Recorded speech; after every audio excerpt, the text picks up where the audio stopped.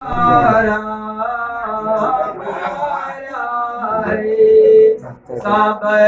गुरु भक्ति मिलाओ परम सद गुरु हमारे सब गुरु भक्ति मिलाओ परम सद गुरु हमारा गुरु के गुण सदा गाओ गुरु प्यारा हमारा सब गुरु भक्ति मिलाओ परम सद गुरु हमारा बोलो सदगुरुदेव की सदगुरु श्री राम स्वरूप साहेब की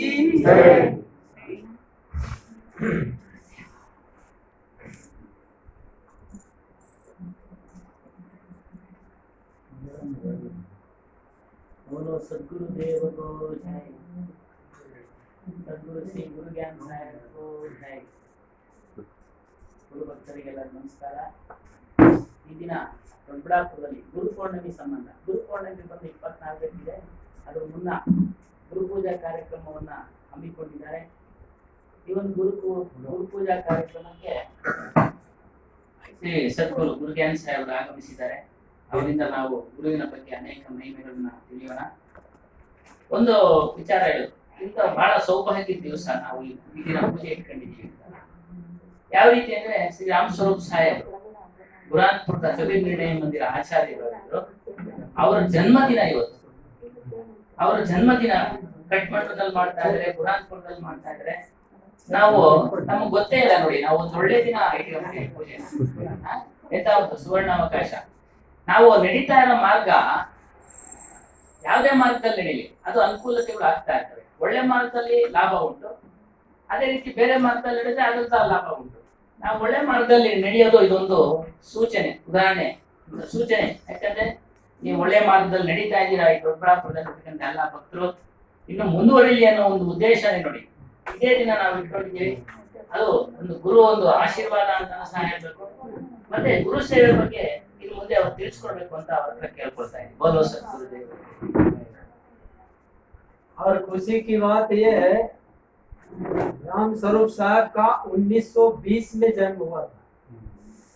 आज पूरे 100 वर्ष हो गए, शतक, एक शतक हो गया।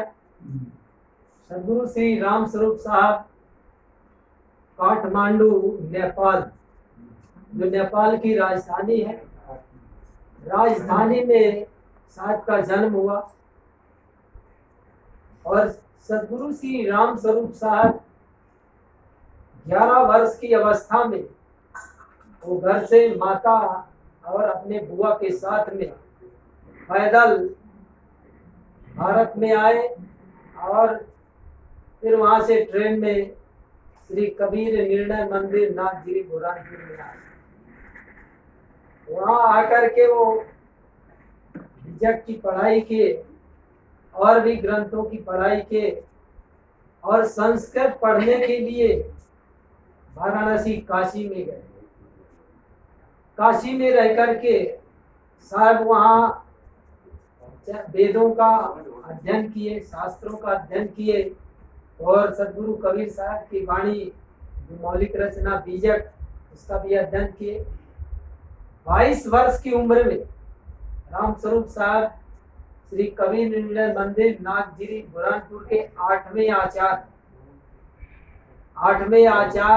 पद पर वो विराजमान हुए और वो 55 वर्ष तक गादी में रहे।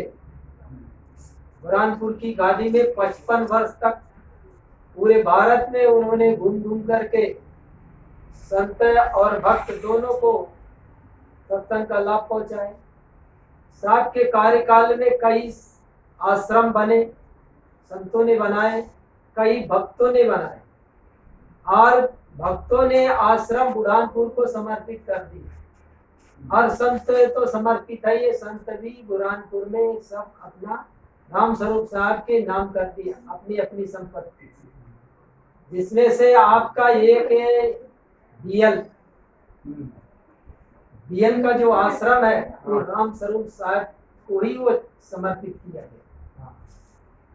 हैदराबाद का वो भी राम स्वरूप साहब को ही समर्पित, सोलापुर का वो भी राम स्वरूप साहब को, हिगन घाट में एक आश्रम है वो भी राम स्वरूप। महाराष्ट्र में ऐसे कई आश्रम, धुलिया आश्रम है, रणाइची आश्रम है, महाराष्ट्र में बहुत से आश्रम, गुजरात में बहुत से आश्रम, यानी पूरे भारत में कहना चाहिए राम स्वरूप साहब जी के कई आश्रम है। तो राम स्वरूप साहब अपने कार्यकाल में आश्रम का विकास किए और संतों का भी काफी आना जाना बना रहा, पढ़ाई का कार्यक्रम चलता रहा। तो राम स्वरूप साहब का जीवन का बहुत ही सुंदर रहा। उनकी शरण में जो भी आया एक बार जो दर्शन पाता है बस आपा ही का हो जाता है। क्या गुप्त तुम्हारी प्रीति है धन्य तुम्हारे चरणों। राम स्वरूप साहब का जो भी एक बार दर्शन किया है वो उनका ही हो गया।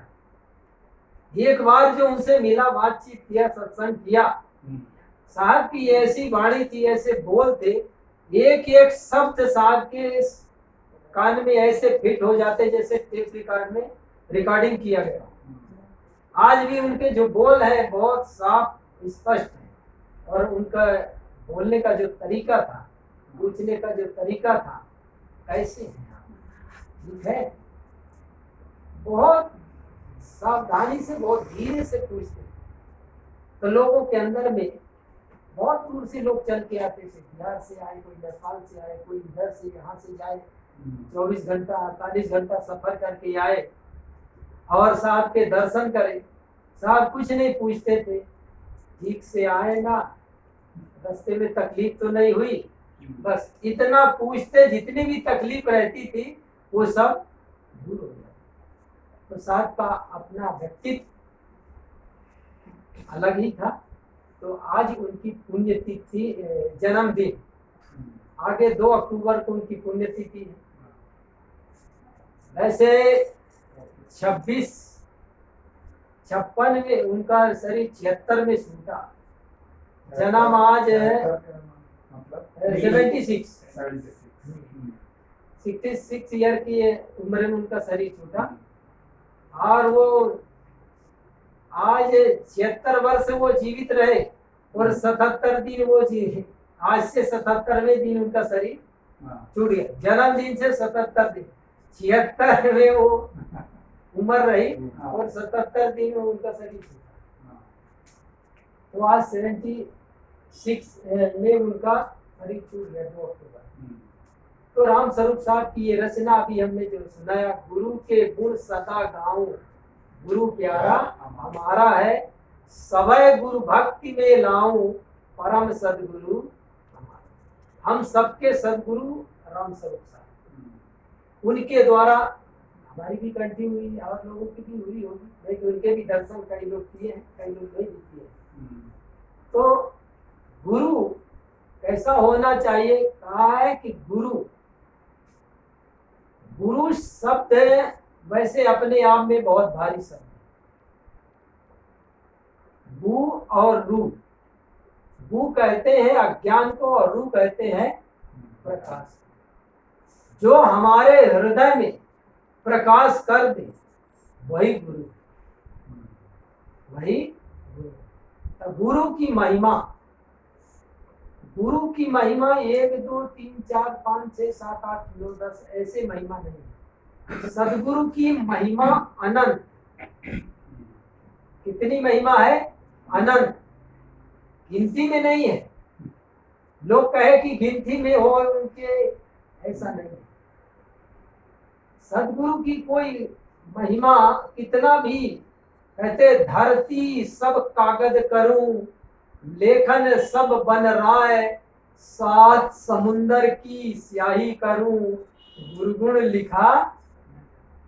धरती कहते हैं कागज, वहां गंगा स्वामी जी लिख रहे हैं, तो कहते हैं ऐसे कलम, जितने झाड़ हैं ना यहाँ के, नीलगिरी के हैं और किसी के भी झाड़ हैं, इनकी सबकी कलम बना ले और ये पूरे पृथ्वी को कागज बना ले और गुरु की महिमा लिखने लगे तो धरती भी कम पड़ जाएगी, पूरे समुद्र का पानी भी कम पड़ जाएगा, लेकिन गुरु के महिमा का वर्णन नहीं किया जा सकता। इसलिए सामने का सदगुरु की महिमा अनंत, अनंत किया उपकार, अनंत उपकार है उनके। आज कितना बड़ा उपकार है, बहुत बड़ा गुरु का उपकार है।